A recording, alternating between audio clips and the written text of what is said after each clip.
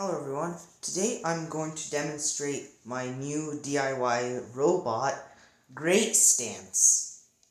So first, here's the remote. Now, let's start with the coolest feature, the light. Now note that this is going to be upgraded in the future, but currently it's using the 20 watt MR16 light, halogen, on, off. On, off. Yes, that's done by the remote.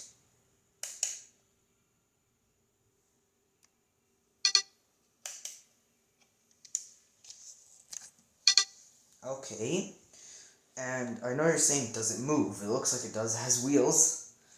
Well, yeah, it does. It's a fast but fragile robot. It's not actually that fast, but it's extremely agile. This thing will turn on a dime. You can see the thing turns quite sharp. And you can also just how much it turns. And of course it can spin. Now it kind of moves in a bit of a radical way due to a slight alignment issue with the wheels, but hi, come on, it's just the wheels are hot glued and zip tied to the body. So yeah, you'd expect it. And note that the body is surprisingly made out of foam board. So you'd expect it to be light. No, it isn't. This thing is a 2-pound robot,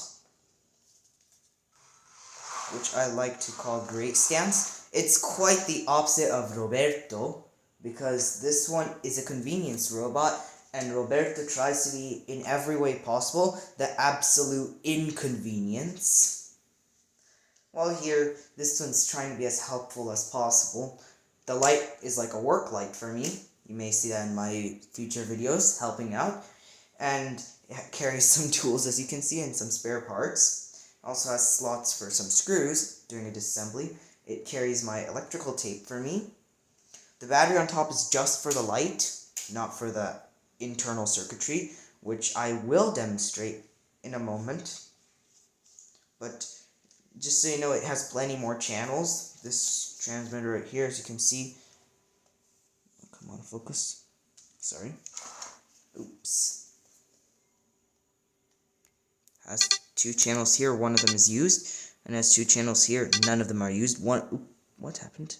Excuse me. Okay, there we go.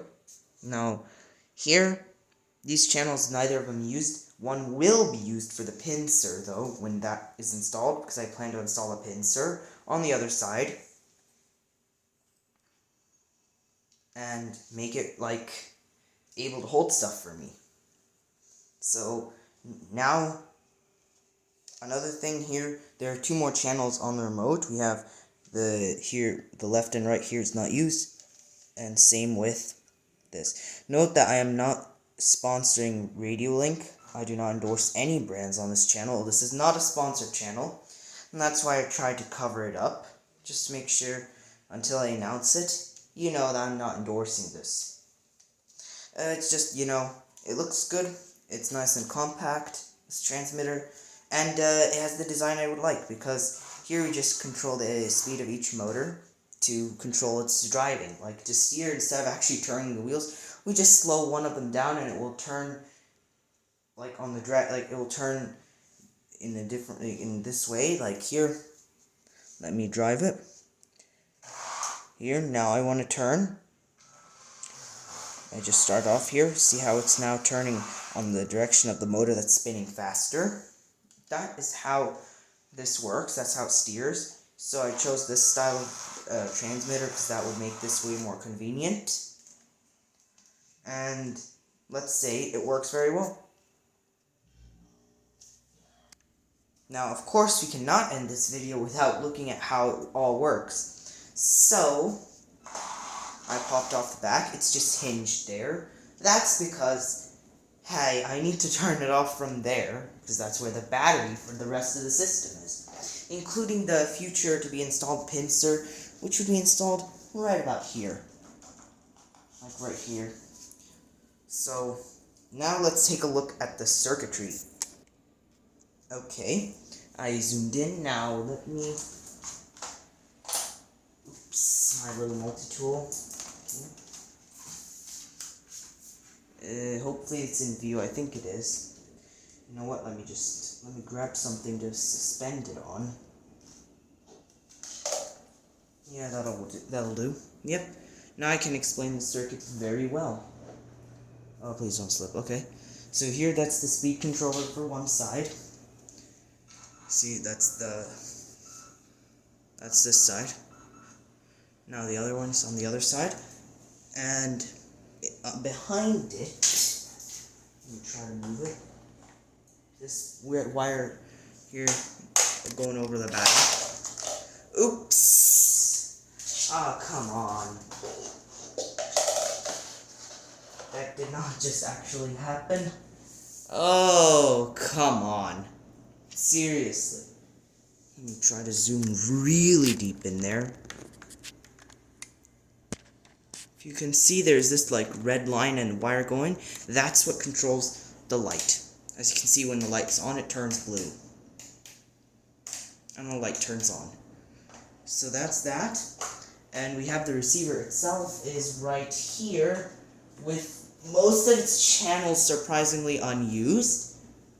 Now, it's put in this red light configuration where channel 1 and 2 are not like protocols like S-Bus or PPM as they're labeled.